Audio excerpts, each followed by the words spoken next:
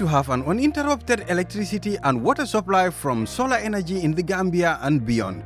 Worry no more, because Solar Enterprise will provide you with the solutions at reasonable cost. We have experienced personnel who can install and advise you about your electricity and water supply with a warranty period. We have good quality solar products from North America and Europe. We provide services and sell products to individuals, organizations, institutions, private offices, communities, and government. These products are solar panels, batteries, charge controllers, inverters, water pump, water heaters, freezers, submersible pumps, and general solar accessories. Visit our stores at 48 Kairaba Avenue and Brusubi Highway, or you can call us on 7657 479 980-8483, 340-9400 or 635-9906. Islamic microfinance is becoming an increasingly popular mechanism for poverty alleviation, especially for developing countries around the world. This microfinance service adheres to the principles of Islam as a form of social responsibility. Yona Islamic Microfinance is the Islamic microfinance of choice in the Gambia, trustworthy and reliable.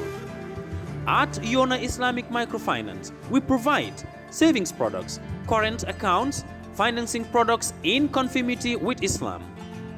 In addition, Yona Islamic Microfinance also offers local and international remittances, takaful fund, management of zakat, management of awqaf, trading and investment, and building of strategic partnerships to bring financial services to the doorstep of the poor with donor projects, madrasas, youth organizations, women groups, and farmer organizations. Make a choice with Yona Islamic Microfinance today. For more information on Yona Islamic Microfinance, call 377-2151 or 9832-151 or visit Yona head office at Tipa Garage, Bakote, or visit any Yona branch located countrywide near you.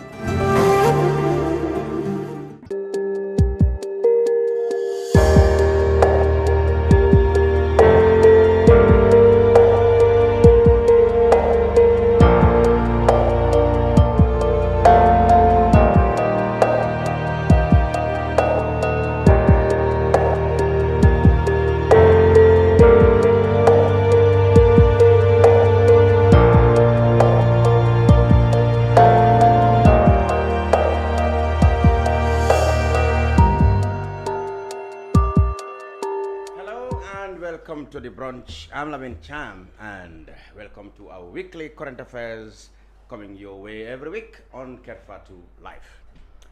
This week, countdown to the publication of the government White House on the recommendations and report of the TRRC. White paper. White paper, that is.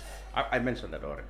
So, the Coalition of Civic Society have made their own proposals. They call it a shadow white paper, in which they expect the Gambia government to accept most of it, if not all. We will find out what are those proposals in that shadow white paper.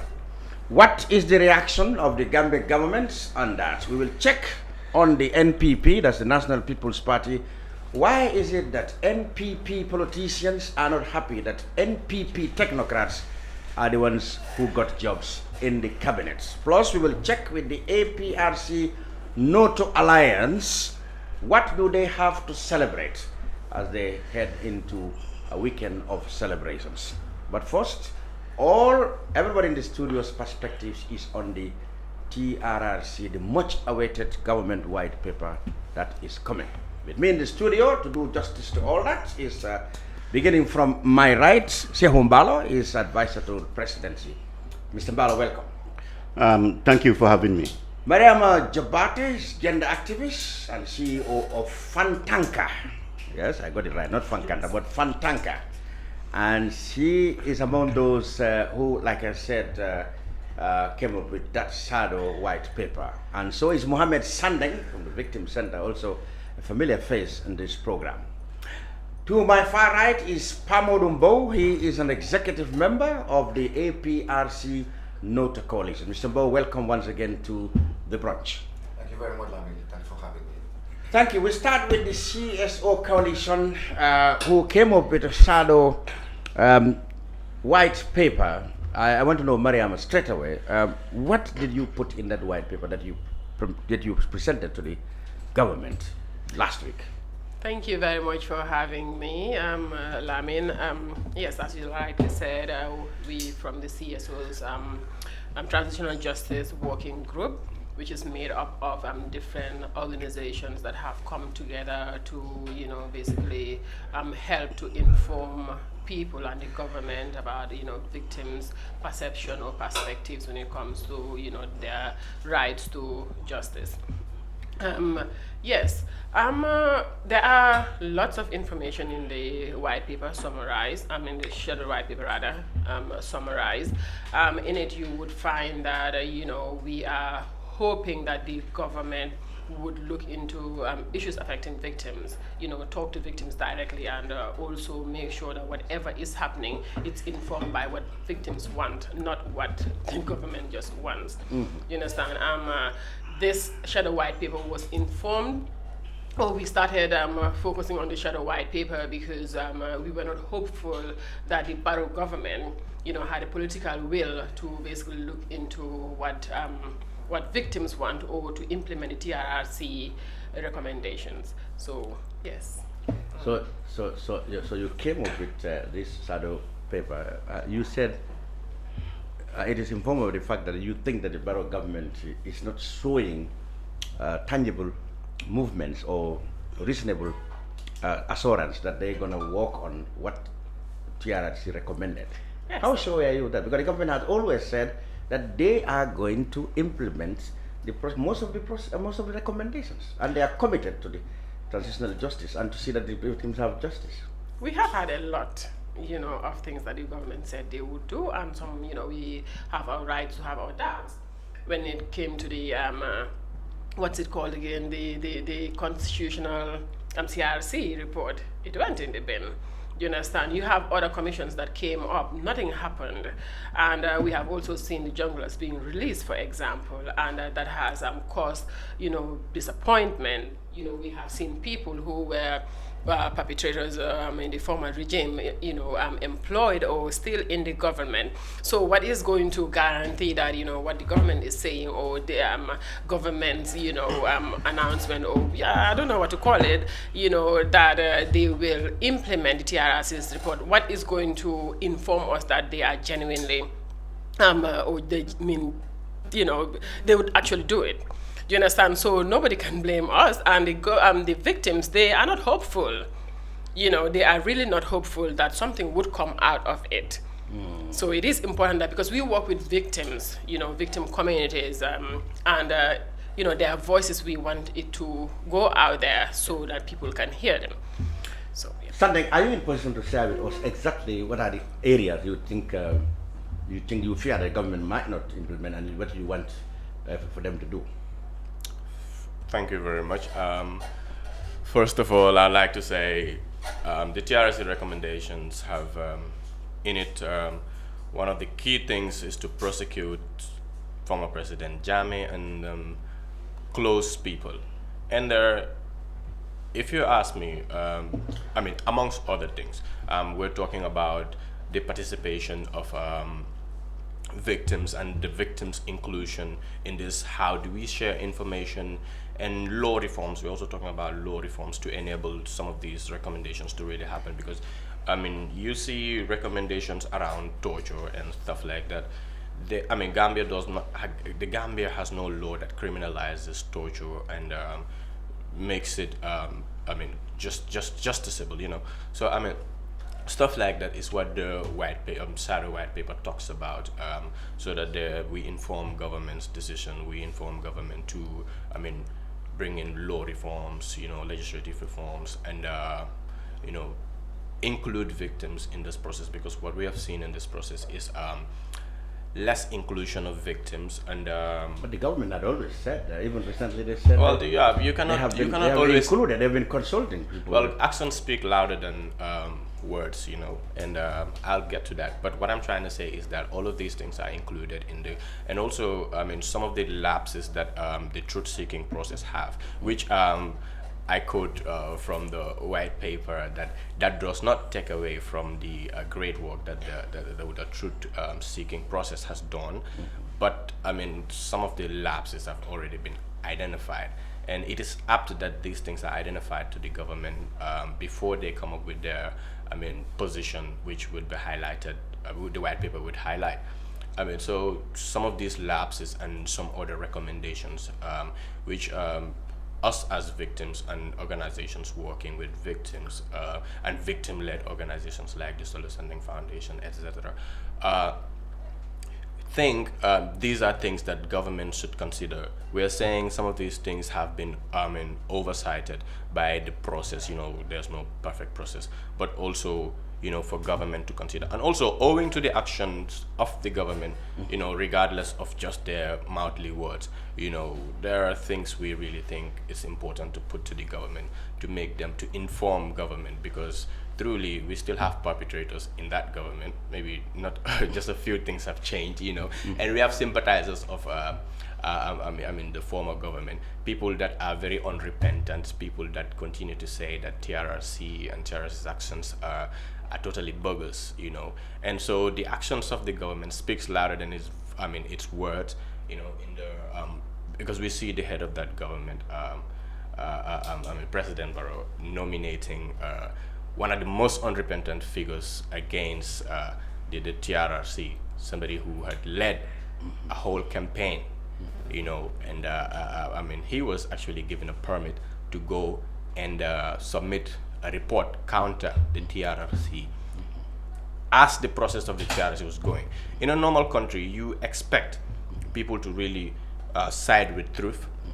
We also, I mean, have people who are actually, you know, reserve their rights to what they want to believe and what they do not want to believe. But if a country like the Gambia and the government of the Gambia has initiated a process of transitional justice, especially the TRRC, I don't think it is you know, we might say, you know, for the fact that, I mean, people have the right to exercise their rights, but how undermining is it that the very government that set up, I mean, well, we all say that's around the rights and everything, well, yes, but it is totally contradicting. Yeah, but it is totally contradicting for that same government to allow, for such an unrepentant group to be able to ridicule a whole government initiative. Because first of all, what you have to identify is that why did the government come up with the transitional justice process, the CRC and all of those transitional justice programs. Commission and all that. The TRRC in particular, the government believes that there has been serious and grave human rights violations that happen in this country that need to be addressed. So if the government is the same government that is allowing, for instance, a group to be, they're actually giving audience to a group to present a paper or a position, their position, a very prejudiced position for that matter, counter a mechanism that has been set up by the government. That says a lot about that government. It says a lot. So that is why, that is just one of the things why we're actually sending this white paper, so the government understands that this white paper is conducted by victims, victim-led organizations, and also organizations that work with victims. So that tells you this is a perspective that is not only coming from the victims who might be hurt by the actions of the government, but it's also coming from people who are, you know, with a very, with goodwill, okay? And with very unbiased positions, really looking at the TJ process. Because you cannot really tell me you set up the TJ process without having a trust that really atrocities happen. So when people come out and say they want to rubbish these atrocities and you know, dismiss them, and you allow that, it sends a signal, a bad one. And so for us being victims who have the greatest stake in this, because in as much as the government has a stake in setting the record straight, our institutions, and putting everything correct, governments come and go, you know, but we the victims stay. okay, and the people who are more concerned about the victims, we stay. So that is why it is very important for us to come up with this paper and show, I mean, our position, which, because the government white paper is definitely to remedy, things that had happened, to the whole Gambian, to the whole society, but really, in particular, we are the most important, stakeholder in this, and that is why we have this report. That's why you had. Okay, I would have loved to come to Mr. Mbalo, to react to what you or his government's position have always been on this thing. But then, I want him to hear also different perspectives. Mr. Pamodumbo, of the APRC, whether it is now APRC Noto Coalition or the one led by Fabakary Tombonjata, they've always had misgivings or opinions again about the TRRC. So I would like to know from your perspective, the government has about 10 days or so to come out with a white paper. That's their position on what to do with the TRRC report. What do you expect? And from what you've heard from the CSO coalition, coming up with, try to preempt, what the government will do with their own suggestions. What's your position? Well, thank you very much, Lamin. Once again on brunch. Thank you for coming. Croissant, as usual. It's real brunch. You are dealing with the croissants. My croissant, my usual croissant. Exactly. Thank you, the panelists as well, Mr. Mbalo. Thank you very much. Nice meeting you for the first time. Thank you, Mariama and Mohammed. Here, my brother. Mohammed, before I even go into that, I would really love to give you a hug because I don't know who you are. And I had this from a very long time that I want to give solutions from the airport. Oh, wow, that's fantastic. And this is for the first time coming to you on the brunch. That's quite emotional. Yes, thank you. Well, thank you for the question or inclusion regarding the topic. Really and truly, I heard the president, His Excellency Adam Barrow, he said after the National Assembly elections that now that the elections are over, he is working on reconciliation and going forward. Now that is very okay for the entire country. That is the solution right now for this country, which is of course the first R, reconciliation. Now, talking about reconciliation here, it has to be on a very genuine term because we cannot just say reconciliation from our mouth and we don't even practicalize it. Practicalizing it means, to give the devil the due, right? So, from a party perspective, we haven't sit down and talk about this or that or the other. If I say anything right now regarding that, that will be from my own perspective, really and truly. But we haven't sat down and talk about TRRC or any other government instituted whatever, really. We are talking about our way forward, how can we just get our people back. And in fact, we are in a reconciliation process right now within the APRC. So really and truly, the other side because we heard the president at Farafenye when our bridge was being inaugurated. He inaugurated it with Macky Sall. Yes. But what he said was very meaningful to me at that material time, because he said we don't have to be talking about Senegambia all the time, but we have to act on it, right? And him renaming the bridge Senegambia Bridge instead of Transgambia Bridge, well, spelled out everything that he was talking about.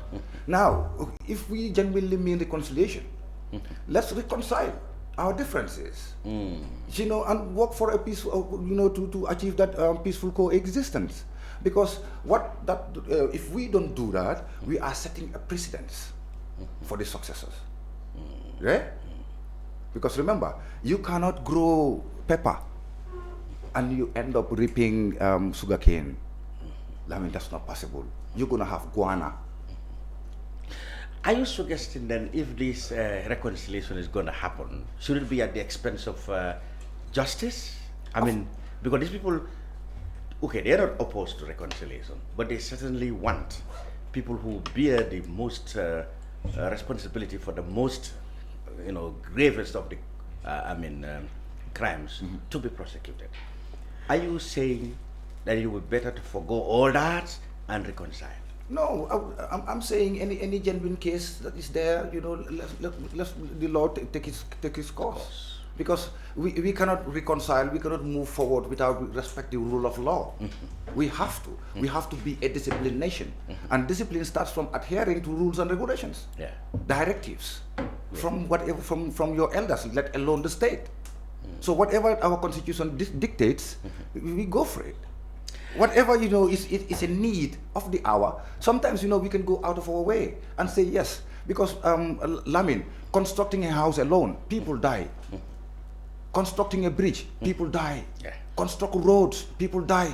So you don't want to tell me that you want to build a nation and nobody's going to die? It's very unfortunate, but this is going to happen. And we are sorry that it happens to it. Some who are actual victims, they will feel the pinch more than anybody else. But these do happen. We cannot distinguish them. There is no perfect being, or government, or society, or even a family. Before the split between you and the other faction of the APRC, I mean your party, which I think both of you shared, despite the difference between your factions, your party have always said that the process of the TRRC is bogus. The report should be put in the dustbin. At that time, you were all united in what you call the mighty APRC. Still now, Fabakar Tombong, the head of the other faction, still believe in those things. He told journalists, even after his appointment as speaker, that he still felt the same way as he felt before, even though there was some attempt to clarify what he said, meaning that it was out of context. But is it not true that both sides of the APRC still have this same feeling? I mean, your position will still be difficult now, given the fact that you are expected to be more sympathetic to President Jammeh than the other side. In fact, the other side had accused you of remaining silent when Jammeh has been criticized. Unlike them, according to them, they defended Jammeh when Jammeh was being pilloried by people. Well, I mean, to tell you the truth, if you ask me about the inception, the setting up of the TRRC, yes. Now I will still maintain my same position, because the APRC position. No, not necessarily the APRC. My position. Okay. My position was at that material time, and now where I'm sitting this minute. I have abolition with me. I will never lie to nobody, especially on media. The setting up was questionable. It wasn't credible at all, because you cannot take a coupist in Alaji Barrow. I'm going to mention names. I just come straight to the point. Right. In Alaji Barrow, to lead the investigation. Somebody who took ammunition from America to come and unseat a government. In the process, 3 to 4 people, you can correct me if I'm wrong. I think there were 4 people who died, who lost their life in the process. But eventually they ran. They went back to America. They were apprehended and sentenced to jail. Him and the others, including Bankamane. So obviously, that guy was released, and now this guy is going to be the head of the investigation of TRRC. Now the secretary, who was on self-perpetuated exile in America. Executive secretary. Yes, Baba Gale, my classmate. He was not on self-imposed exile. He was actually persecuted here. His newspaper was burnt, The Independent. People nearly died there. He had to flee for his life. He was declared wanted. But so he was not on self-imposed. But brother, if I knew about it. Imagine the process. If Baba Gale's head was on offering, do you think Baba Gale would have escaped? No, but before you burn down a building, but you can easily. Building was I don't want to go into all that detail. But I'm saying that guy was in exile. He was arrested. He was in exile. His parents were said to be Guineans. Can I just land? I know Baba Gale before. He was my classmate at Amite High School. All right. So he was not on self-imposed exile. He was genuinely away for fear of his life. He was in exile. Yes, fine. Okay, moving on. The lead counsel. He has presidential aspiration. Yes, he let us. Which we knew prior to the release of the TRRC report. Yes, that's true. They were indicated. So obviously, I will leave you and the audience to do the math. Good. With great that does not in any way differ, like I said, from the position of the APRC in general. That's what I'm trying to say, because even Fabakar said the same thing. So at least you are united on that. Well, I'm saying my opinion. We never Yeah, sat that's what down I'm to saying. say, Yeah, but this his is what we're opinion going now to sounds say like or yours. anything. But this is my own Okay. perspective. That's fine. And I have said this before, Yes. and I have to You've say it said today before. because But my that's what position didn't Papa said change. similarly. Now, whatever the report Yeah. is entirely up to the government to practicalize it or not. Okay. That's not entirely up to us. But better But still- all we can say, all I can say right now here, Yeah. Pamodumbo, as the spokesperson of APRC Babilimansa, is the reconciliation that the president is talking about Should be. suffice for us Exactly. going forward. Because setting precedents, Yeah.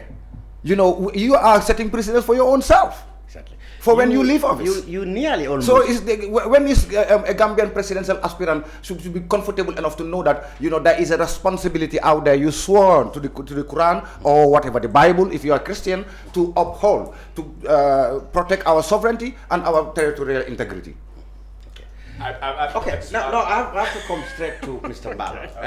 Mr. Barlow, his government is the one now that is going to come out with a white paper in the next 10 days or so. Having had the concern of the CSO coalition, some of them directly victims, and of course the other perspective, the reconciliation argument that Pamodu of the other APRC put forward. What can one expect from your government? In your personal capacity as an advisor, what would you advise should the white paper look like? Well, I mean, Mr. Champ, thank you very much for having me. Thank you for always coming. I always appreciate on your brunch program. Yeah. And also I thank Fatoumata Jobate, Mariama Jobate, Mohamed Sanden, and also Pa Modumbo Exactly. For meeting them here. I must tell the people from the CSO that there is nobody who has fought to restore democracy and rule of law and human rights in the Gambia more than Sekou Barrow. I can attest to that. My records are everywhere in the international community. Human rights. Everybody. I have worked for Amnesty International. I have worked for Human Rights Watch. I have worked for Human Rights First. I have worked with Human Rights Amnesty, UK branch, Everywhere. Sweden, all over the world to restore. But my message to the CEO here is this country cannot move if we don't reconcile this country. Very important. This country cannot move. If the people of Ghana, whereby Jerry Rawlings, Flight Jerry Rawlings, Flight Lieutenant Jerry Rawlings. he killed almost hundreds of Ghanaians. On one occasion, he killed a lot of people. If that country can come back to its feet and reconcile, and democracy is restored, democracy is kicking, why not Gambia? This is my belief. I must tell Sanden that the party that his dad was, we are the founders of that party, United Democratic Party. We registered that party in August 1996, and we contested elections in September 1996. What does that have to do with listen, No, I'm just an introduction. I must introduce myself. You know So that where we know I'm coming each from. other. The background. I must, because you might not know whom you're talking to. Exactly. You might think that I'm just in the government, I don't know what happened, or I have never participated. Exactly, yeah. I must tell you the fight You were there that from the I have beginning. gone to restore democracy in this country. Okay. I think it's very important for him to have, or anybody, To your know, viewers, yeah. to know my background. Exactly. That being said, he has got the background. I must tell them that this government, we are going to make sure that we give just whatever is right for this country, to bring this country to its feet. Democracy works. Every Gambian, we don't want any Gambian to run away from this country now, to go on exile. Nobody, we will not do it. We want every Gambian, every citizen of this country to feel free here. We want the journalists to practice their ethics of journalism in this country. That is our message. That's the message of His Excellency President Adama Barrow. There is no level of pressure that would move us from that. We will not be distracted. We will give Gambians what is due to them. Whether you are an opposition, whether one time you belong to APRC, whether you belong to DOI, we are here to make sure that the Gambians feel free in this country. What I can tell you is about this, the white paper that is coming on. I am calling on Gambians to feel free and be patient. We will do the right thing. I am not going to preempt what is going to happen. Exactly. But all I can tell you is Gambians, we established the TRRC. Yeah, there's no doubt about it. We established it. Yeah. So if we have, and you yourself, if we have the you board, are victims in one way or the other. I was a victim. I was kicked out of this country. I know. My mom died. I couldn't enter this country. My dad died. I was prevented from coming to this country. Yeah. I came 2012 to observe the presidential election in Senegal. I was prevented from entering. I had to go through Vellingara, Tambacounda to Vellingara. To smuggle yourself. To bring my mom so that I can see her. Or to get and your my mom family. to the border. Come to the border in Vellingara. Yeah. So who is more a victim than Seumbaro? Absolutely. But that's not the issue here. That is meaningless. What we are after is the future generation of this country. We want to make sure that they live as a family. We are going to unite them. That is the message. Now, will this unity or reconciliation be done at the expense of justice? I mean, you know, the TRRC, which your government established and which has been credited for internationally, recommended that those who bear the responsibility for the gravest of crimes against humanity, should be prosecuted. The CSO coalition and the victims expect your government to put that in the white paper. Well, your government have always said you will do, like you repeated. Mr. Cham, I have said it here. Let me repeat myself. We are going to do the right thing. Exactly. Those who really deserve to be punished will be punished. Those who deserve really to be punished will be punished. Those who deserve to have amnesty and feel free, maybe they did what they did and they have repented. They are remorseful. We know how to deal with that. That's my message. But we will make sure that what is good for the Gambia is practiced and is done. Madam, is that not enough of an assurance? I mean, the government will do the right thing. I mean, there will be reconciliation. Those who bear the most responsibility will be punished. So why the crying of wolf, so to speak? I'm sorry, he has to speak very angrily. Not angrily. No, that's how I speak. That's how I speak. That's you. Even when he was an activist. I almost like, whoa.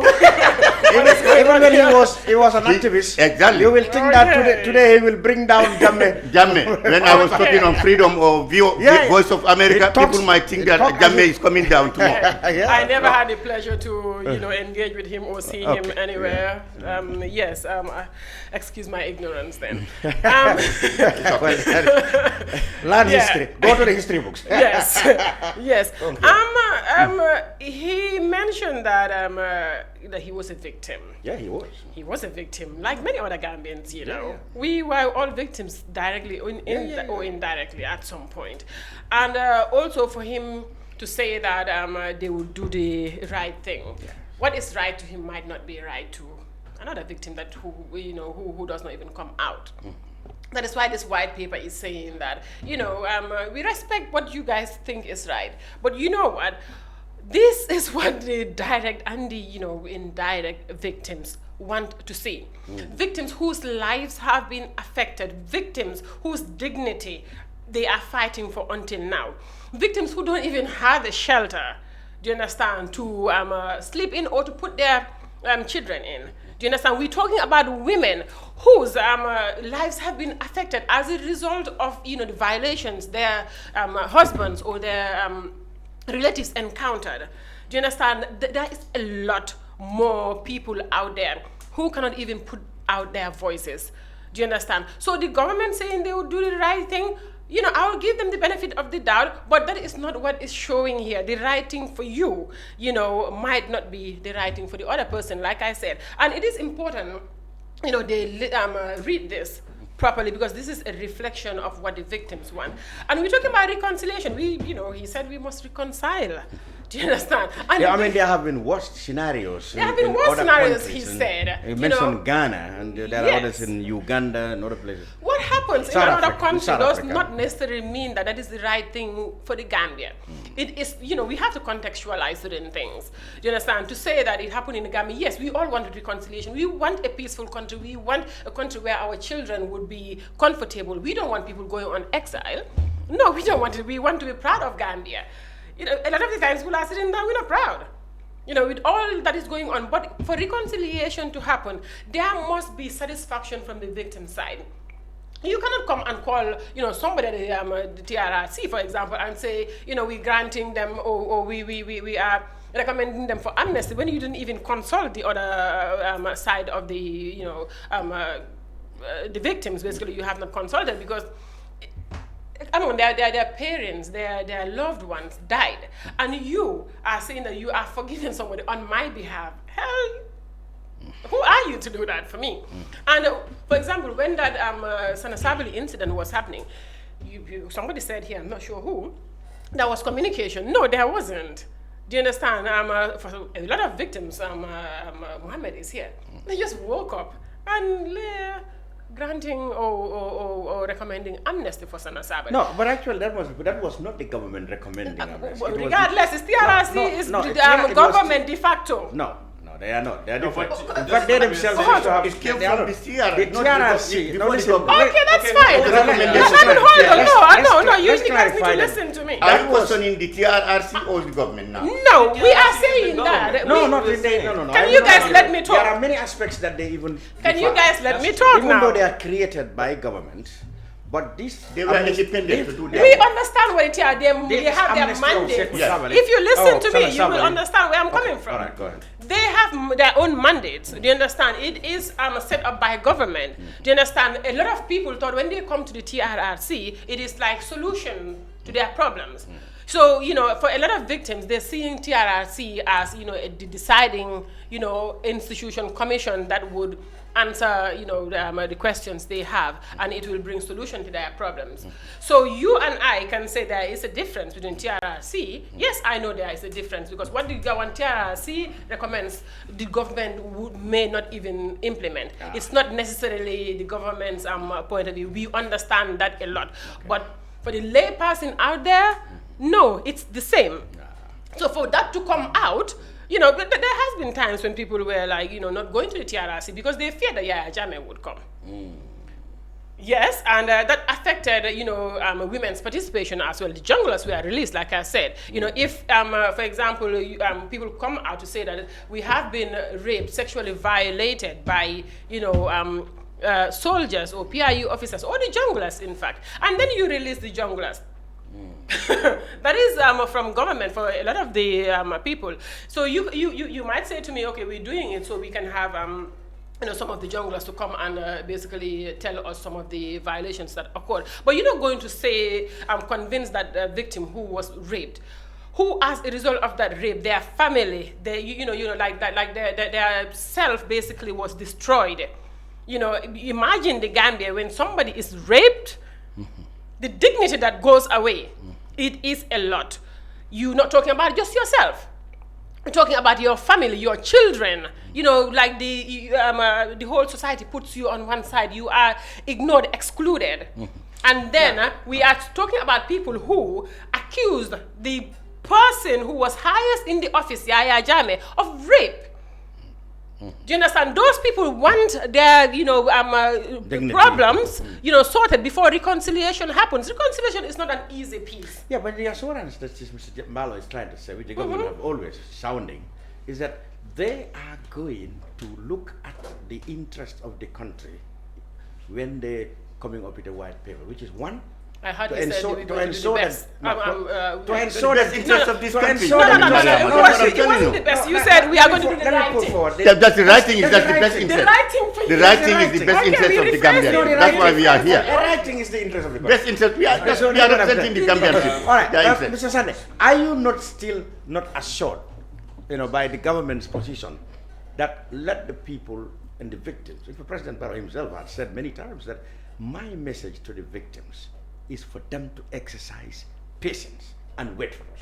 Yes. So, is there any why are we crying? Because we are all victims, but why are we crying? Yeah, something like crying wolves. Serious question. Why are we crying? Something is very interesting. We better wait until something is very interesting. If you say what President Barrow said, yes, he said that would really what I would like to establish here is Mr. Mbalo, what do you mean by the right thing? Because, I mean, if I take you to be the government's representative here now, and you are telling me you are the government, right? And yes, the government is telling me, yes, we are going to do the right things, yes. you have been in the government since 2017, right? Serving as advisor. Okay. And the elections came. I'm not telling you that, or telling anybody that you must disassociate yourself. I mean, trying to take away your rights of association and stuff like that. You know, when I mentioned about how you went into coalition with people that really think, I mean, the mechanism that you set up is fraudulent, is marred with lies. You know, that maybe, you know, rests with you because your government wants political gains around stuff like that. But what I'm trying to drive at us is that, like you mentioned, your government has a responsibility to set the record straight, and you cannot forcefully do that. I mean, I think that's the first thing Mr. Mbalo must recognize. I mean, and I think that lacked in his submission to try to say we are going to do the right things, but you have not acknowledged what the right things are in the first place. You understand? No, what I'm saying, they have not even acknowledged or you know, identified what the right thing is in this, you know, in this scenario. Because if you, whether you know it or not, there are psychological implications to most of the things that happened. You know, we got our family killed. I heard him say, I mean, you cannot build a house without a family. You can build a house while nobody dies. If you do it right, if you, I mean, take all the precautions. And obviously, if you don't want to deliberately take a block and throw it onto the head of somebody else, you might prevent death. You know what I mean?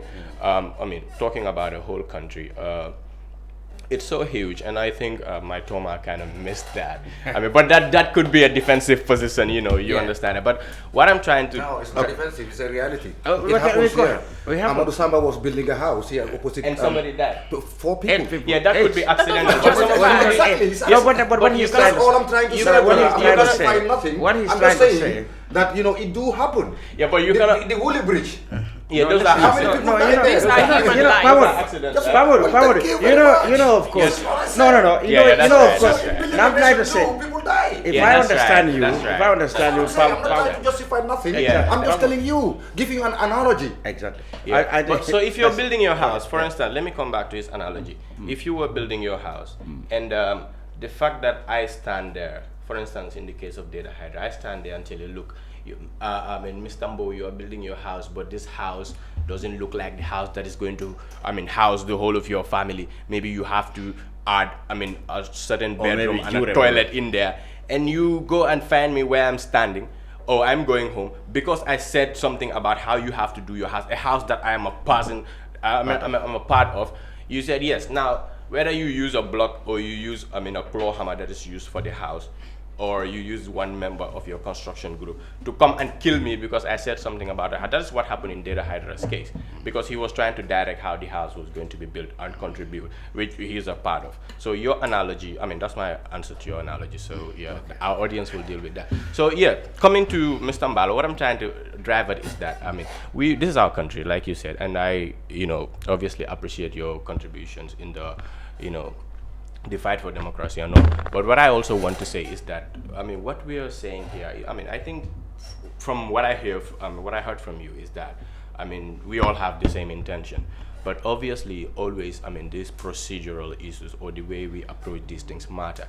And, you know, most of the times, you people in those, I mean, positions of power, I mean, like the president and many other, you know, of you, unlike us who feel it, and we know it, and we continue to tread in this terrain, you understand, and meeting people who have, you know, I mean, me, I mean, and Mariama as a person that works with victims, and me as a victim, I have this platform, you know, I can say how I feel, but how many thousands or hundreds of people out there cannot tell you what they feel? And so that is why victims and victim-led organizations and organizations working with victims are here to amplify those voices. Exactly. And, you know, as those things happen, I think it is important that we understand that these things cannot be done the way we really envisage them sometimes, you know, because him talking about, you know, we have to reconcile this country. But there's something you're missing. You cannot reconcile, as in two kids just had a problem. That's another analogy I'm giving. You cannot come. And there must be, you know, in every situation, there must be who is wrong and who is right.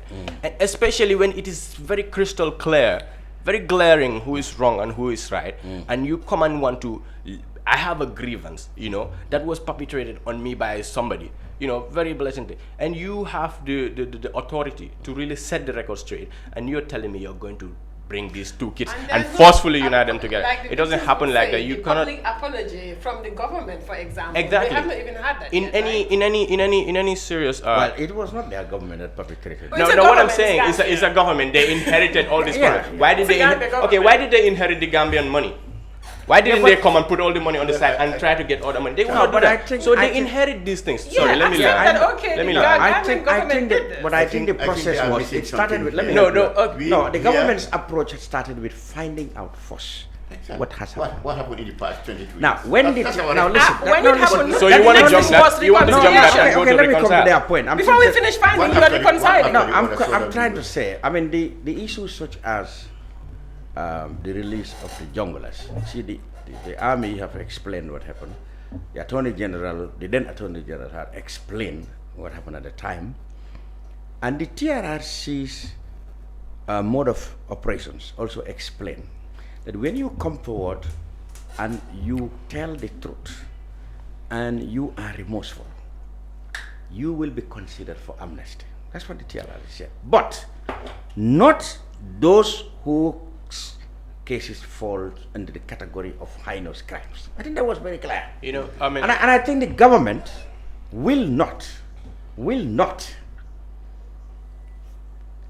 neglect that recommendation, especially the one that deals with human, crimes against humanity. I think the government will not. We hope so. Will not do that. We went to the Ministry of Justice to hand this over, and you know, the kind of response we got, we were hopeful. Yeah. You know, we were hopeful that they would consider this shadow white report from the CSOs. You know, having said that, does not mean that they will.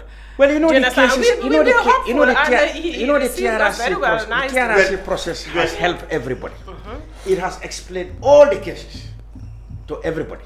So the government will have no option but to come out and do what's expected. Because you cannot say, in fact, already data hiders killers, one of them has already started being prosecuted in Germany with the government welcome. So this is the double standard somebody said in here.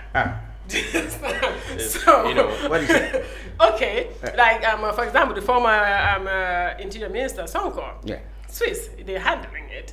Michael Correa, America. In America, they're going to be. They're expected While to be here in the Gambia, we are taking people who are saying that the TRRC report is just going to be like. Okay. Tissue paper. All right. That's another. We shouldn't be asking the government who said tissue paper. No, Mr. The government should have all the records of who says what. If you are a CS or representative, you should not take words from people who can take us from. But he's in the government. But if you come here and tell me that it's going to be tissue paper, let me help when I started, I said, Mohammed, let me say. No, let me come to him. I pay for what they're trying to say. Yeah. I mean, what their fears lies most. Yes. And their doubts is that your government seem to be accommodating people who, since the word go, discredits the whole process of the TRRC and said the report should be put in the dustbin. Your government made that man now the number 3 person in control of the government. So they fear that, the goodwill will not be there to implement this. That's their fear. Okay, let me I want to allege that fear. Yeah. Let me come on to that. Yeah. That anybody who is employed by this government must do what the government, what our intentions are for the Gambian people. That is to make sure that there is peace, reconciliation, and unity in this country. Okay. That is why we employed them. That's why we took them. We nominated them, either nominated them or appointed them. Even whereas that person, the speaker, which is number 3 in the government, still believe that process is wrong. With the process of he made it clear that he still have the same. But we before his appointment, before his nomination, we are the people who appointed people to do the TRRC work. Is it coming to him or is it coming to us, to the executive? It's coming to us first. And what we want is to give. national You might need So you want to tell me that? So you fear one person more than the entire government? Well, if he is Now not, listen. Now you might power need dynamics. you might Power need dynamics, now we have listen. a lot of control You over might that need assembly. you might need parliamentary input in some of the implementation process. And when you have that man there who said, "I don't believe," and he's the head of that Well, parliament. Mr. well, I Chairman, can assure Mr. Cham. Yeah. I think we have discussed on this issue too much. Yeah, okay. And let me assure them again, once and for more. all. That is The right thing justice will be will be done, the right thing will be done. No matter who, In the interest of the Gambian. no matter people. who's, That's In all the I can interest say. of no matter who's Yeah. In political the interest of the In the Gambian. interest people. of the We will not Gambia. do it in the interest of anybody outsider or anybody, Now, let but me- the interest of let me- Gambian. let me- people. let's go to Pamodo now. Pamodo. no, I had my point. I was about to put my point You've through. taken a lot of while now, a lot of while now to explain your problem. Let's go to No, he just Pamodo. want to moderate now. You can.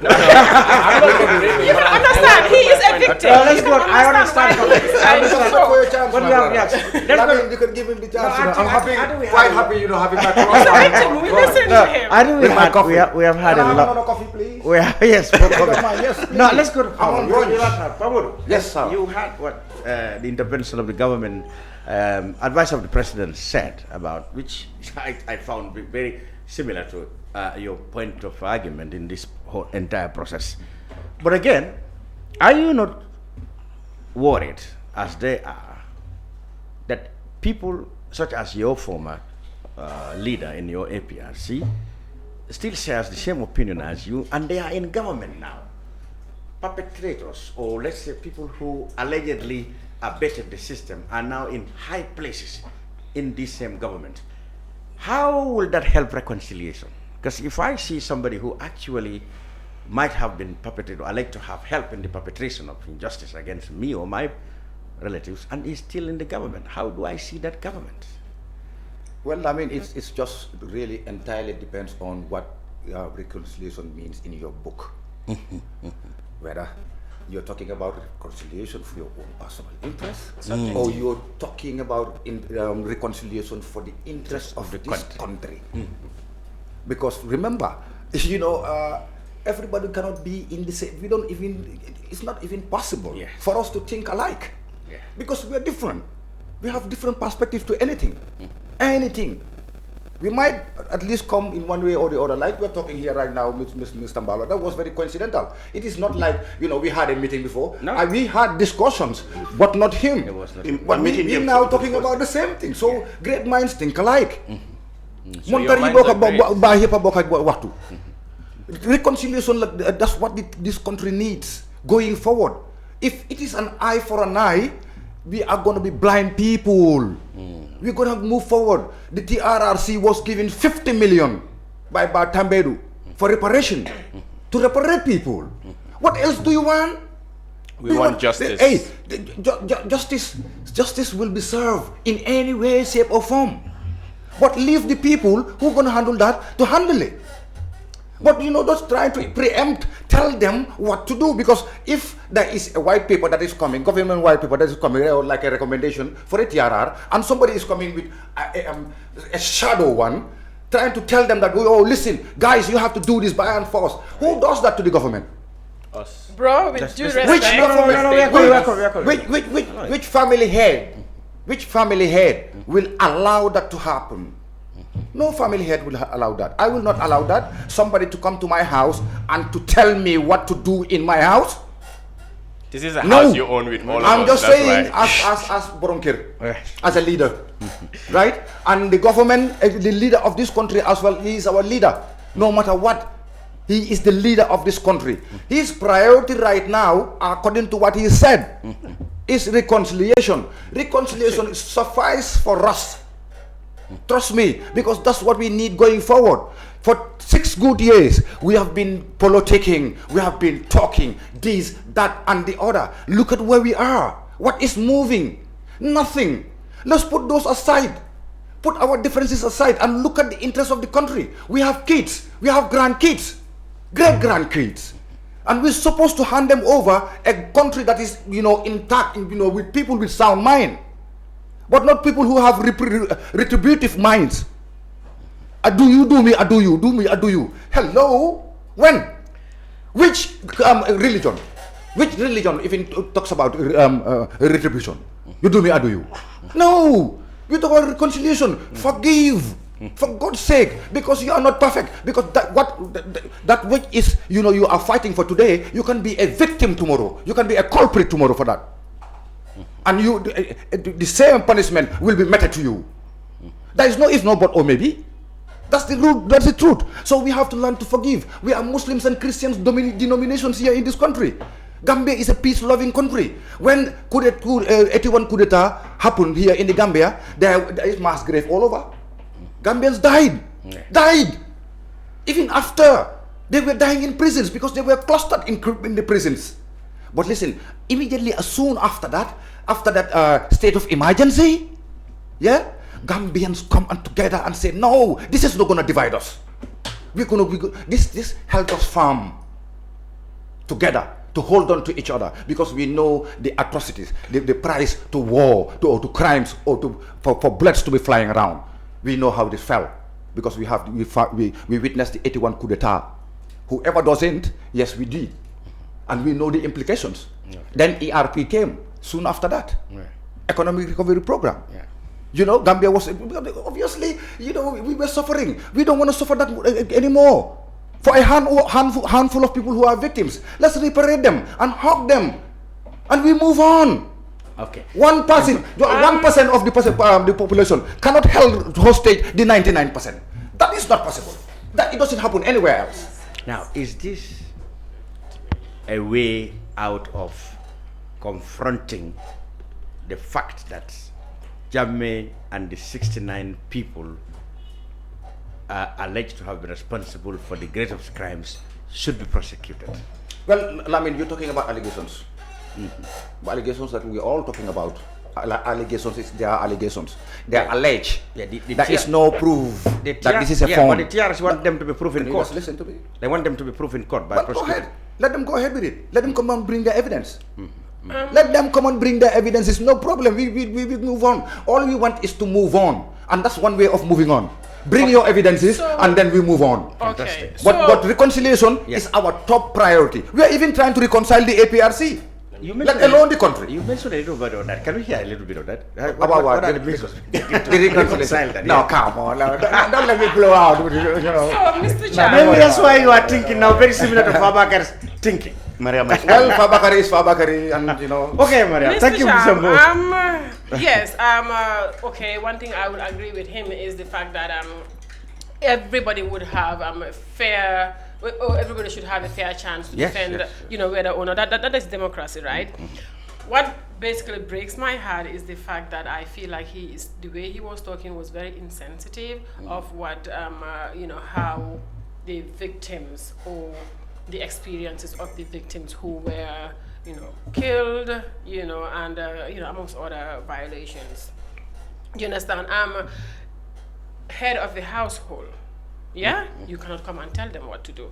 If that was the case, Mr. President would not have advisors, for example, right? If somebody comes to the house and hurts me, I am the one feeling it. You, as the head of the household, should also understand my pain, what I am going through. Your actions or your decisions should be and must be informed with my feelings. And this is one dangerous things that we do in the Gambia. Even when we're reconciling, husbands and wives, for example, let's not talk about what happened. We just reconcile and move on. And you know what happens? It occurs again because people have not even settled. Nothing has been. It will come up again. So to say that every day this thing, who are we basically to bring the white paper or to inform the government about what the victims want. That in my opinion is very insensitive of him, because there are victims who used to work properly, now they are unable to. Victims who had fathers heading their households, they died. As a result, the children and the women are forced to take up responsibilities that they cannot do. And in fact, many of those children, they are forced to drop out of school. Nobody is coming to their rescue. Do you understand? For them to move on, they need the government, President Barrow and his government, to hear what they are going through, and his decision or the government decision to be informed by what they want. which is this shadow white paper. Did you, in fact, include reparations in this thing? Reparations is It's there. Reparations is there. Let's discuss that, because that's one way of achieving or pursuing justice. One way, of course, nobody can bring back somebody who died. But monetary compensations do help in, like you said, helping them to regain, or at least to get to group some of their lives and activities. To shoot in other words, to shoot in the, I mean, the whatever feeling they may have. The position of the victims was that the TRRC reparation guideline was terrifically small. Terrifically small. The compensation, the guidelines they gave for example, for torture victims or for disappeared cases was found to be terribly, insultingly small. The government came and said they are going to form a committee which is going to be which is going to be formed out of an act of parliament. They call it the Victims Compensations Bill, which is coming, and I think it's going to be one of the first bills this new legislature is going to deal with. That committee will inherit the, the reparation aspect of it from the TRRC with the new guidelines, because the government said they've already put aside $155 million for that purpose, and they will continue to get funds, mobilize funds from international partners to get, maybe they may end up having $300 to $400 million, and they will use their own guidelines, because they said precedences have been set. For example, people have talked about the Faraba incident, how people were compensated there. Some of the journalists or people who got, who got compensated because of the West African court, ECOWAS court verdicts, have all been paid huge amount of monies. So the government feel that a precedent has been set, so the guidelines of reparations must be improved a bit. So the side of the reparations is certainly the government seems to be working on the right channel on that matter. What was your observation on that? Because the 50 million that this man has been talking about, it must be understood that the TRRC started that reparation with people who actually needed, for example, who needed to have health bills, who need to travel out of this country. Treatment.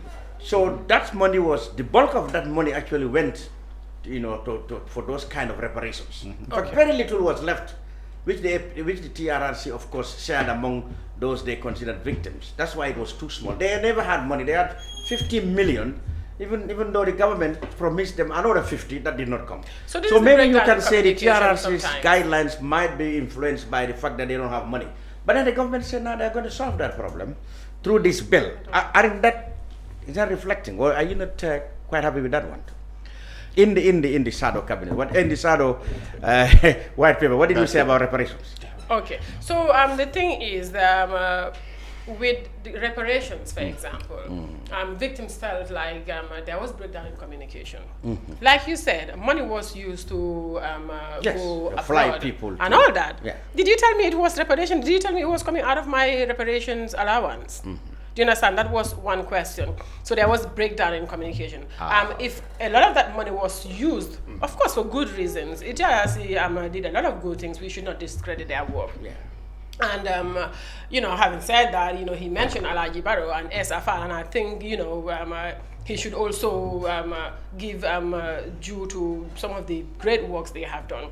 Personally, Alaji Barrow, I know him, and I know, he's a great guy that has done a lot of good things. Yeah, do you understand? So, moving forward. So this whole reparation thing. He actually got married as well. We all got married. He's just teasing. Yeah, if you mention all bones, all skeletons, all women will feel better. She also got married. Yeah, I got married. From the TRRC. That's all right. TRRC, actually, yeah. That's all right. Yeah. So I had a pleasure working with him, and he's a great guy. Okay, with this no. whole reparations thing, Well, that's yes. there used to be times Well, I like in of his course pocket and help people. Yeah, I know. You know, yeah. No Yes, problem, my sister. anyway. I understand. Yes. Okay. So apart from going back, hard hitting headlines. Yes, There yes. were soft headlines. Something is coming. Arayi Barrow, he's a soft person. He's a very soft person. No, he was Even me, he's before a I great- knew him, he's I a thought he great was man, one he's a tough great man, guy. obviously, he's a but great man. Oh, yes, he's he's a a But the great reason man. why I mention him is because he's a He's- coopist. he's a great He took man. weapons. But that's a story of How another- can we be having truth, reparation and reconciliation commission never again, and we bring in a coupist who have bought weapons from America, ship it to the Gambia to overthrow a government which includes 4 deaths, and you want to tell me that guy is qualified we had the for IGP investigating? then. But no, Investigating the who thing is and you what? have- You Hold have, on a you minute, have, you yeah, have, you bro. have raised those points, and I think you had got a fitting reply from the TRRC or somewhere. But I mean, what we are trying to say, even with all that, your problem is why was that not investigated? Can I give him a good answer? Okay, here? go ahead. So with him saying all this, and I this, that, and the other, why is APRC in the government? After doing all these things, after their head, responsible for killing how many people? Which APRC? Well, I don't know. It's not APRC for Tell me. me one APRC candidate or member that was called Oh, well, you APRC. guys can decide what it is. If you just say that There you was guys none. are in That the was the talks. government of the Gambia. That's We, a party. TRRC. APRC is a party. That's APRC different is from a the party. government. That's But he just different. said that. My head, if You my have never head. seen Kamoru on TRRC. Okay, You have listen. never seen Yaya Tamba on TRRC. Mr. Mbo, Yes. the only but about that is that people who were prominent in the APRC stroke government, are the same people who are responsible. I think I've been on this side for a Give me an while. example. Moving on, can we talk about this reparation? For example, although nobody has ever called Fabakary Tombong-Jatta to Commission of Inquiries, he has never killed anybody. Perfect. And there are so many others in the APRC. Yankuba Koli have never killed anybody. No. Nobody I'm sure has. he has got a lot of good That's things right. as well. But the problem is That's there why is we what we cannot call really association don't want of to guilt make and it circumstantial One or two. association. And that's what happened. They were part of a government in the legislative body which was empowering the government with legal instruments, to continue to hang on to power or continue to perpetrate those things. That's where they're from. That was a So solution this is at the my material point. time. Oh, that was the solution. My It was a point solution was at the just if material you have time. points- Listen, That is the when accusation. COVID-19 came, Yeah. there was a lockdown. That was the accusation. There was a against state of them. emergency here in the Gambia. Yeah. Well, of course, because there is a need to find out a solution. Yeah. And you can't do that when people are running around doing all things. Yeah. So for government to have it right, they They have have to to say, people, emergency. listen, control your movements. Okay. Then we can see what are the measures and needs to be in place for everybody's security. Yeah. Now, everybody responded to that. Yeah. And now it was the same thing as well at the time. Because we needed to get it right. Because people don't need to die for change of government. Yeah. We don't need to. Okay, now, So my problem if here- Fabakary has done nothing wrong, how to call Yankuba Koli did not kill anybody, so many others did not kill anybody. So who killed people? I don't know. You tell me because we we are not in a court of law here. That is what it I is. don't Okay. know. So, I don't That know. is the essence of having the TRRC. That's why I Thank say you. here we all Thank have you. to wait and see. Of course. Yes. What justice they will have justice. Yes, justice Sunday, will be finally, done in the because we are interest of the changing Gambian we people. are releasing the two of you. We are finishing Yeah. the next Okay. with the politics. So yes, Sunday, let's have you wrap So up. actually, I would because I have not been speaking for a while, and I have to address about okay, a series of issues. But first of all, before Mr. Mboj goes, I think I would say this: Mr. Mboj is Mr. approaching Mboj this is not going. with- You are- Mbo. Yes, It's not Mboj. his approach. Mbo. Okay, Mbo, but his approach towards this is one, very dismissive, two, very simple-minded, and third, very insensitive. If I may add, fourth, he is very subjective. Because you cannot come and try to tell us about, that people have to die always or stuff like that. So what I'm trying to drive at is that, I don't see any constructive things really that Mr. Mbo, right, that I would have to respond to.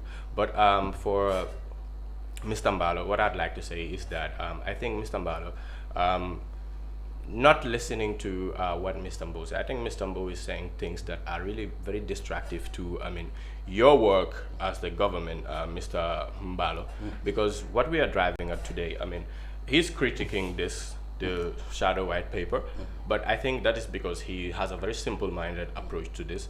Because if he understands this, I mean, I'm very sure, Mr. Mbalo, you appreciate, I mean, this government white paper. I'm sorry, this shadow white paper, because what it is doing is to inform the government. The government has a responsibility to, I mean, remedy the problems in this country, and you cannot do that without looking at where the root causes of the problems come in. And if you're addressing the problems of people, you must hear from them what they want. You understand? So I think that this is really the the anecdote of house leader, whatever. I mean, he had to say. So I mean, because when we address these things, what we want to do is to inform government, so that government will really factor in these things. Because I said here in my initial submission that there is no perfect procedure. That is why this paper has highlighted that in as much as the TRRC has done a lot of work in the truth-seeking process, there are also loopholes. You understand? There are also, what do you call? It's not perfect, so to speak. So I mean, that is the reason why the TRRC did its work. It was not as participatory as we victims would expect it to be. And I think we are a very important, we are a very important stakeholder, if you would call it, in this process. You know, I mean, which should not be dismissed as Mr. Mbo tried to do. So the government, we are trying to. Excuse me, let me learn, please. So that is why it is important that Mr. Mbalo, what we are saying here is that you must not be distracted as a government. First of all, you have a lot of responsibility to do, and then what this white paper is doing is only helping the government to do the right thing. Okay. Right? And so to speak, there must not be distractions about whether you want to do these things without really administering justice. You cannot reconcile people without administering justice. Because he mentioned about the 1981 problems. Maybe he believes we're young, and probably me, and I cannot say. But what I'm trying to say is that there are reasons when that 1981 thing happened. Maybe there have not been a lot of remedy to the situations that happened, and a lot of people had bottled up things. Today, if you ask other people about what happened in 1981, they wouldn't be able to speak to you. They might go breaking down in tears. Why? Because they did not have a good opportunity at really recommending these things. You understand? Recommending these things. Remedying some of these situations. So we have a perfect chance this time around to really sit down and look at the things that had been wronged in the past. You know, if we always brush things under the carpet, they are not going to happen.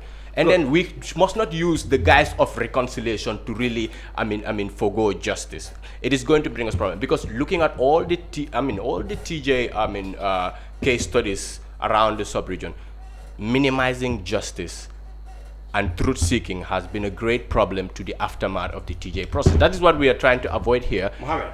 Good.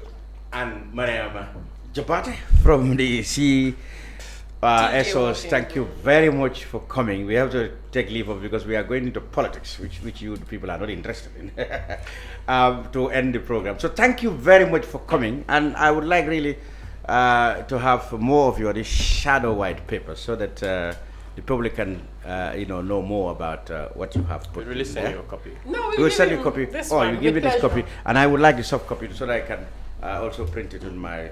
Okay, that's right. I'll forward you a soft copy. Thank you very much. Mr. Mbalo is sharing his card, so that if you have any communication is very important. Communication is very important. Yes, it is. So we thank you very much for coming. We will have a short. short. You value our shadow white Absolutely. Sure. Thank you, the minister. And you can email it to him too. Yes. Sure, no problem. Direct copy.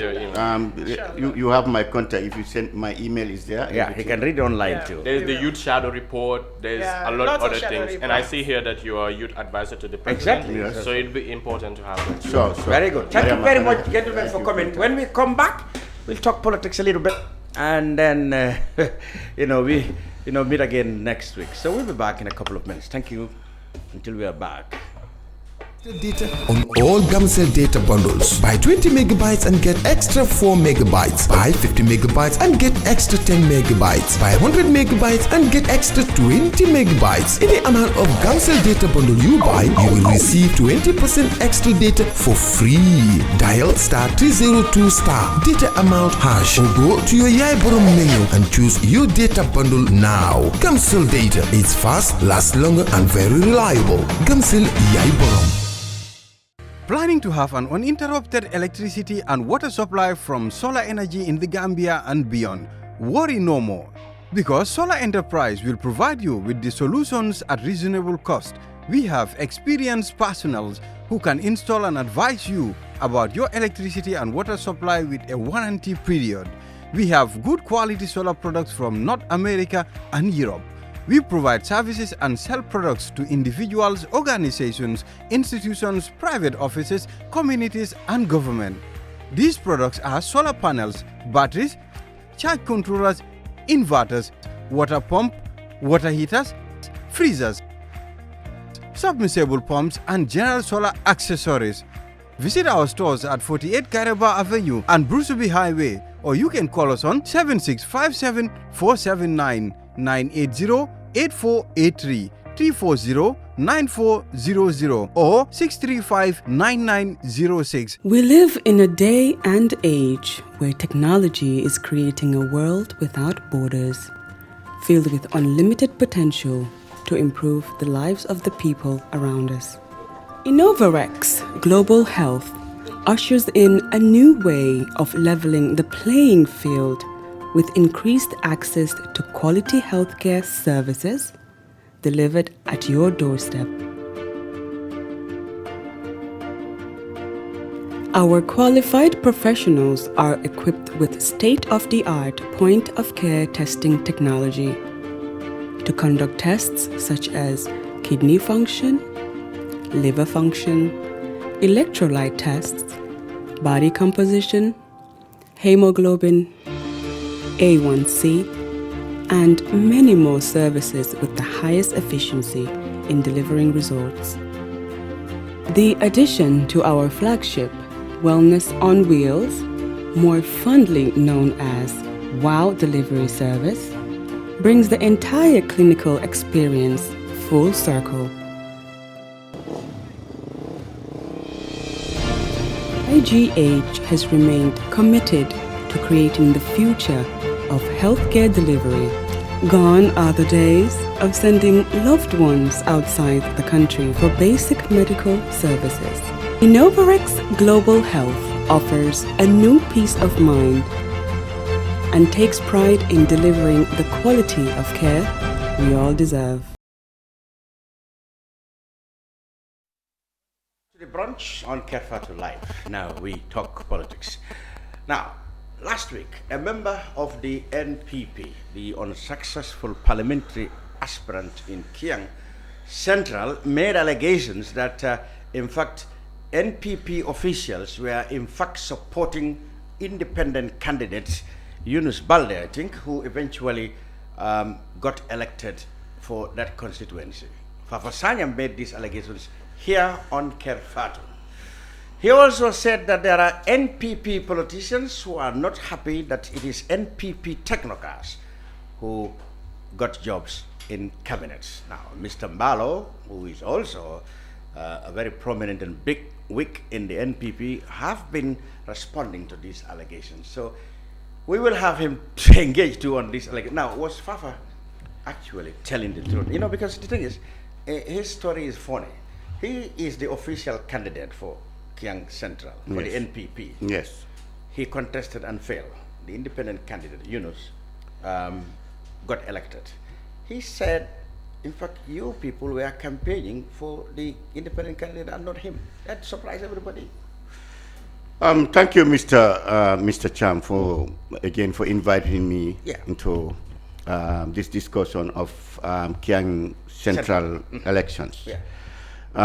It is unfortunate that Fafa Sanyang, came up with this type of allegations against me and my colleagues of the MPP. Yeah.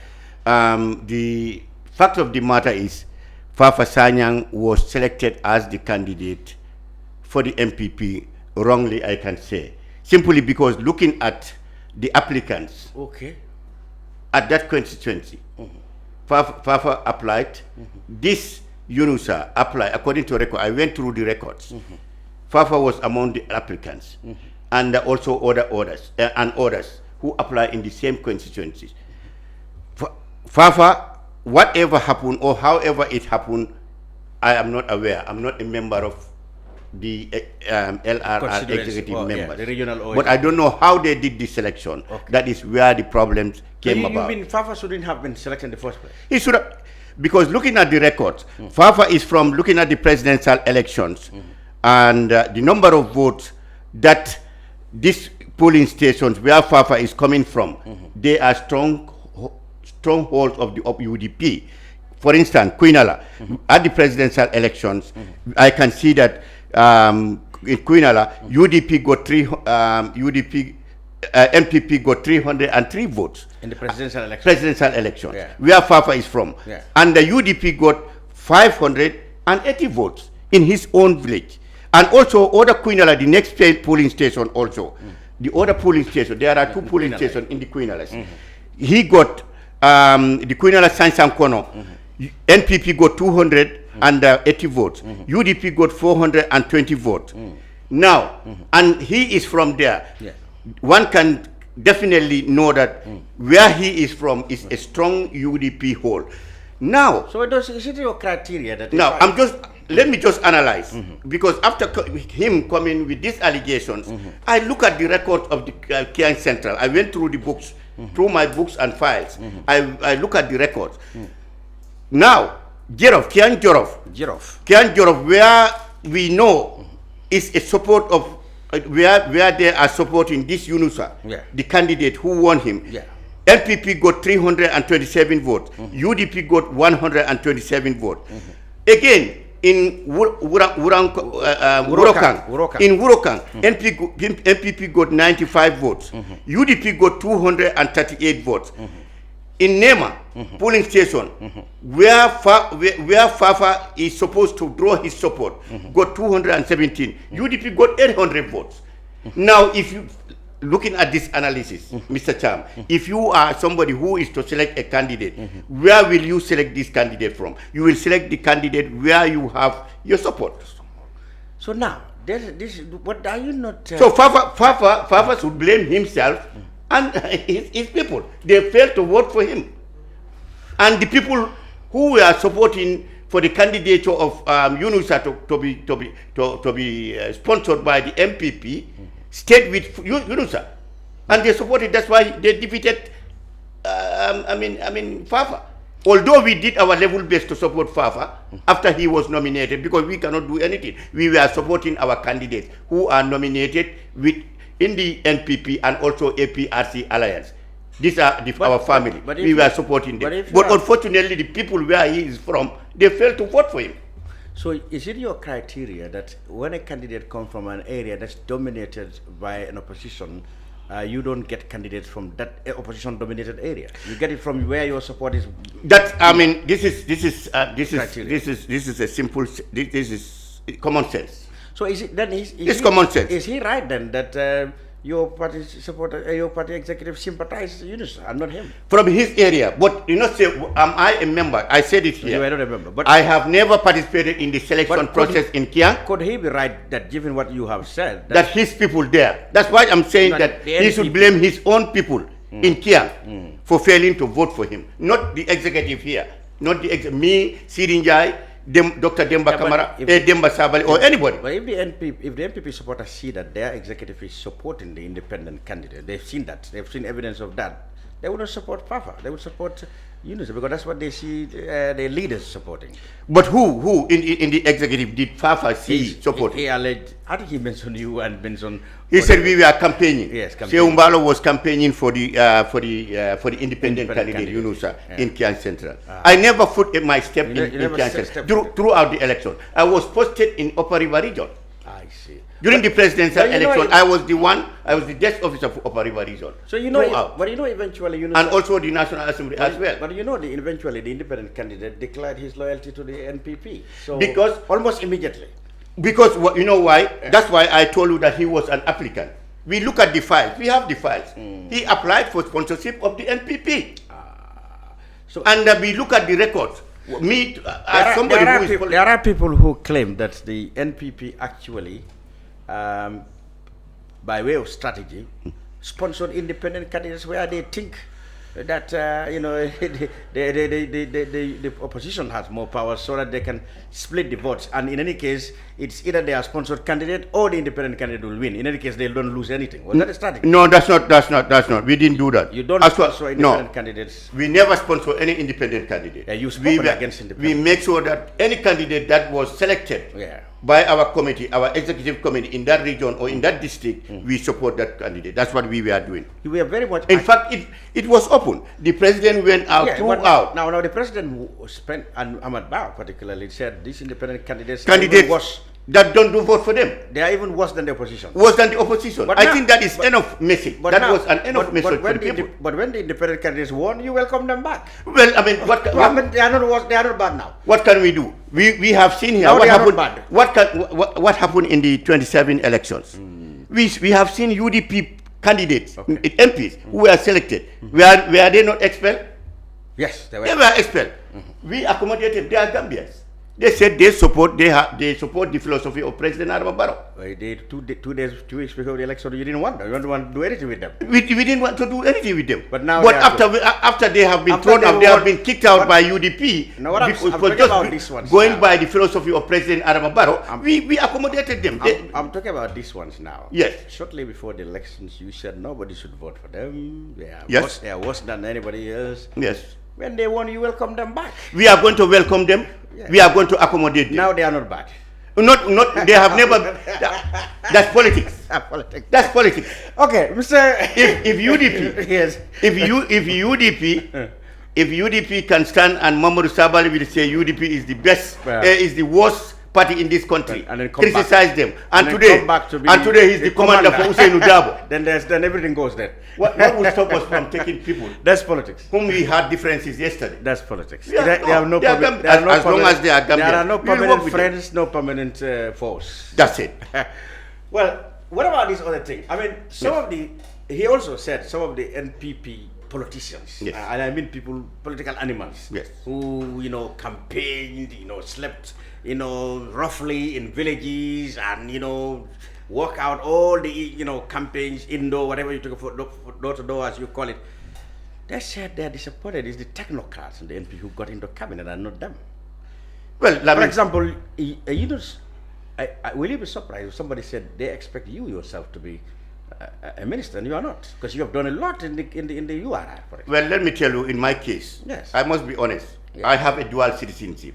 And if you look at section 71 of the Constitution, prohibit somebody, a Gambian citizen who is holding dual citizenship, to hold unless it is amended. Okay, you cannot be. So even if I were offered a ministerial position, if I am honest, I should tell the president, well, the Constitution, section 71, do not allow somebody holding, unless I linguist. I renounce my citizenship. But maybe that doesn't apply to Lamin Chams and the Dudu Sanos or the others, perhaps. Others I didn't know. I don't know about. Well, I'm talking about my case. Hence, you said my case. Many people expected me to be a minister. I know a lot of people have called for that. I have received so many calls. Oh, really? Yes, people telling me why you are somebody who fought so hard for the MPP from day one, and why not you become? And we know you have the competence. But what I told them, my response is, to be honest with you people, I'm having a dual citizenship, and I don't want to tarnish the image of MPP or the president by going there, and then it is challenged at the courts, and we are embarrassed. Yes, this is my situation. But in any case, many people press the president, in fact, for going for technocrats instead of politicians, even though he himself promised that he probably will bring more politicians into the cabinet, but he ended up having technocrats, which many people praised. Let me tell you, Mr. Chan, what he did. I can say 90% of the Gambians have approved, have welcomed his appointment, cabinet appointment.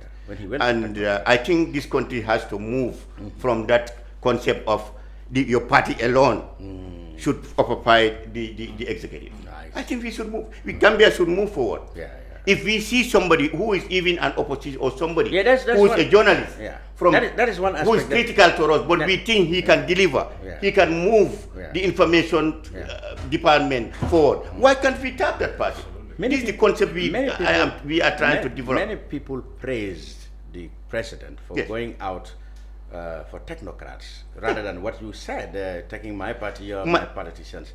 That's very good. Probably what you said, I mean, he can go forward and bring critics from opposition parties, you know, and appoint them. Maybe the remainder of the cabinet may go to those people, you know. Or Well, I mean, you can see. You can see like Mr. Job. If I am not mistaken, Mr. Job. I think, if I have not forgotten, he once served the APRC. Yeah, he was an APRC member. But because we know he can deliver.